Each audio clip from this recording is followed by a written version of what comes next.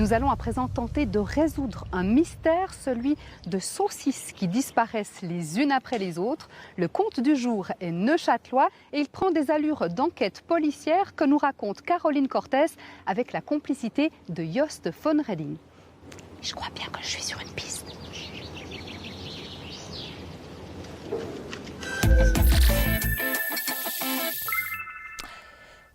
1, 2, 3, 4, 5, 6.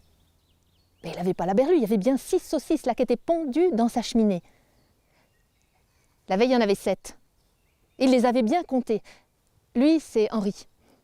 Et il vivait là dans sa maison avec Amélie, sa sœur. Ils ne s'étaient jamais mariés, ils étaient restés ensemble. Il l'a appelée, Amélie. Est-ce qu'elle a entendu quelque chose? Est-ce qu'elle a vu quelque chose? Non. Comme ça commence à bien faire. La semaine dernière, c'était un jambon qu'on leur avait volé. La semaine d'avant, c'était un bout de lard. Amélie, elle s'est dit qu'elle allait consulter la Bible. Dans la Bible, on donne des réponses à tous les mystères. Mais lui, la Bible, il en n'avait que faire. Par contre, il avait entendu dire que la Faton des Verrières, une voyante, consultait à Neuchâtel justement cette semaine-là. Alors il est allé la trouver. La Faton, c'était une petite bonne femme ronde avec des yeux malicieux.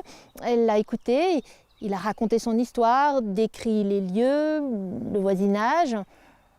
Elle a écouté en silence. Et puis elle est allée chercher 3 œufs.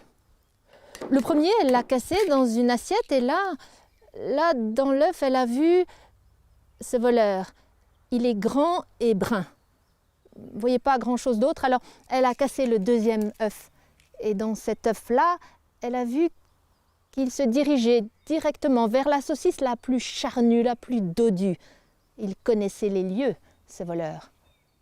Et dans le troisième œuf, où le jaune s'est un peu mêlé au blanc, elle a vu que le voleur repartait avec des savates sous le bras et qu'il passait dans un corridor, mais les couleurs du mur, ça, elle ne pouvait pas en dire plus.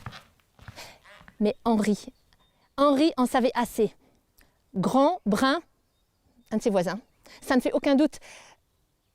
Oui, mais lequel? Ils sont tous grands et bruns. Avant qu'il ne reparte, la Faton lui a donné un petit sac de poudre qu'il enduise la saucisse la plus appétissante juste avant d'aller se coucher et qu'il mette un cœur de mouton lardé de clous juste à côté de ses saucisses dans la cheminée. C'est ce qu'il a fait. Et bien, le lendemain, la saucisse avait disparu. Mais plus les autres jours. Ah ben ça, sans doute, grâce au cœur de mouton, le cœur miraculeux, le cœur qui avait porté bonheur. Seulement Amélie, les jours suivants, elle est restée au lit, elle se tordait le ventre de douleur et rien que la vue d'une saucisse, ça la faisait vomir.